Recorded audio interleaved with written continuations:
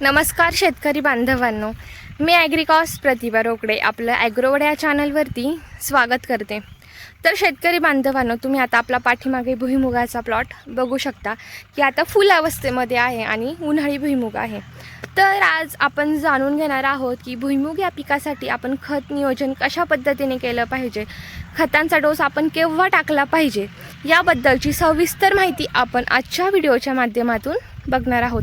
तर त्यासाठी तुम्ही आपला व्हिडिओ शेवटपर्यंत नक्की बघा की जेणेकरून तुम्हाला सविस्तर माहिती होईल। त्याचबरोबर जर तुमचे इतर पिकांबद्दल काही प्रश्न असतील तर ते तुम्ही मला कमेंट बॉक्सद्वारे विचारू शकता। नक्कीच यावरती मी तुम्हाला रिप्लाय करेल। आणि हो, जर तुम्ही अजूनही आपला ॲग्रोवड हा चॅनल जर सबस्क्राईब नसेल केला तर नक्की करून घ्या की जेणेकरून यापुढचे येणारे जेही नवनवीन व्हिडिओज आहेत हे तुमच्यापर्यंत वेळेत पोहोचतील। तर चला आपण व्हिडिओला सुरुवात करूयात।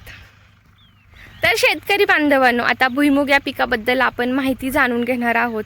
तर सगळ्यात अगोदर सांगेल की जर तुम्ही अजूनही आपल्या भुईमुग पिकासाठी जर तणनाशकची फवारणी नसेल केली ना, तर आपल्या ॲग्रोवड चॅनलवरती तोही व्हिडिओ उपलब्ध आहे की तणनाशक नेमकं आपण कोणतं फवारलं पाहिजे। तर तुम्ही आता इथे बघू शकता की आपण इथे तणनाशकची फवारणी पण केलेली आहे आणि खुरपणी पण केलेली आहे। तर एक नंबर आपला प्लॉट सध्या दिसत आहे।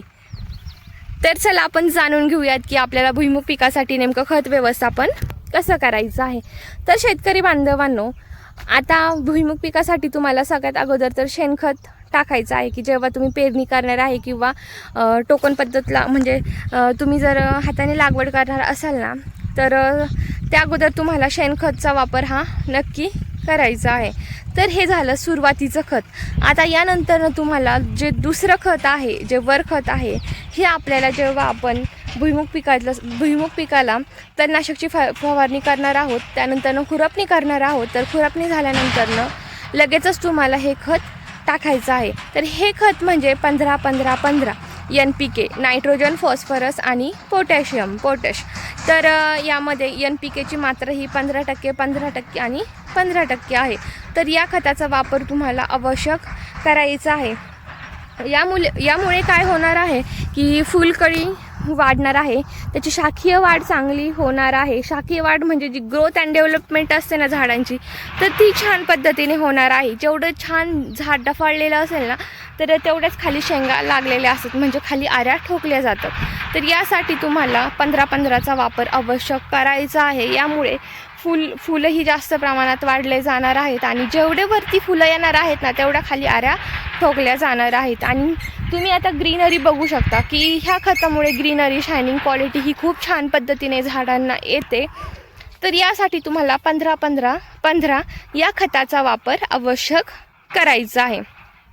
आता हे खतं वेगवेगळ्या कंपन्यांचे अवेलेबल आहे, तर त्यापैकी तुम्ही कोणत्याही एका कंपनीचं हे खत घेऊ शकता, परंतु त्यामध्ये कंटेंट हे 15-15-15 हे असलं पाहिजे। तर आता हे झालं पहिलं खत जेव्हा आपण खुरपणी करणार आहोत।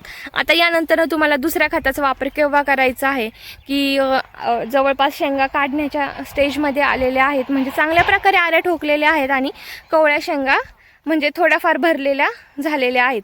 तर त्यावेळेस तुम्हाला काय करायचं आहे की एक विद्राव्य खताचा वापर करायचा आहे की जेणेकरून काय होईल की शेंगा ह्या एकदम टचटचीत फुगल्या जातील, दाणे हे मोठे होतील। तर यासाठी तुम्हाला 0-52-34 या विद्राव्य खताचा, या वॉटर सोल्युबल खताचा वापर हा करायचा आहे। आता हे खत जर तुम्ही ड्रीपवर हे लावलं असेल भुईमुग, तर ड्रीपने देऊ शकता, किंवा जर तुम्ही पाण्याद्वारे लावला असेल तर तुम्ही पाटाद्वारे सोडू शकता। तर हे जे 0-52-34 आहे ना, याचा वापर करण्याची जी मात्रा आहे ना, तर ही एकरसाठी तुम्हाला 4 किलो घ्यायचं आहे।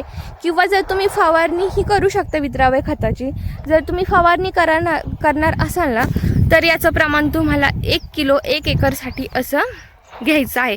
एक नंबर रिझल्ट येतात शेवटच्या स्टेजमध्ये। तुम्ही कोणत्याही पिकासाठी 0-52-34 किंवा 0-0-50 हे जर विद्राव्य खत जर टाकलं ना, तर 100% छानपैकी रिझल्ट हे तुम्हाला बघायला मिळतात।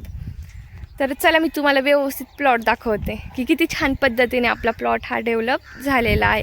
तर त्या अगोदर जर तुम्ही अजूनही आपला चॅनल जर सबस्क्राईब नसेल केला ना, तर नक्की करून घ्या की जेणेकरून या पुढचे येणारे जेही नवनवीन व्हिडिओज आहेत हे तुमच्यापर्यंत वेळेत पोहोचतील. आणि आपला व्हिडिओ तुम्ही कोणत्या जिल्ह्यामधून बघत आहेत ना, हेही मला नक्की कमेंटमध्ये सांगा, की जेणेकरून मला समजेल की माझा व्हिडिओ कुठून कोणत्या जिल्ह्यामधून शेतकरी बघतात आणि तुमच्या जिल्ह्यामध्ये कोणते पिके घेतले जातात, त्यानुसार मला माहितीचे व्हिडिओ तुमच्यापर्यंत वेळोवेळी पोहोचवता येतील. तर मला तुमचा जिल्हा कमेंट करायला अजिबातही विसरू नका. तर चला मी तुम्हाला आपला भुईमुगाचा प्लॉट दाखवते. तर हे बघू शकता, एकदम छान ग्रीनरी, क्वालिटी आणि शायनिंग एकदम मस्त आहे. खुरपणी केलेली आहे, तुम्हाला कुठे गवत पण दिसणार नाही, कारण आपण अगोदर काय केलं की तणनाशकची फवारणी केली आणि त्यानंतरनं खुरपणी केली. आणि जशी खुरपणी केली ना की त्यानंतरनं आपण पहिलं वरखत हे यामध्ये टाकलेलं आहे. आणि यामध्ये तुम्हाला वाल पण दिसत असेल, त्याचबरोबर गवारी पण दिसत असेल, कारण उन्हाळ्यामध्ये पाणी भरणं तर काही चुकत नाही. त्यामुळे जेवढे आपण पिके लावू शकतो तर लावून आपला भाजीपाला घरच्या घरी होऊन जातो.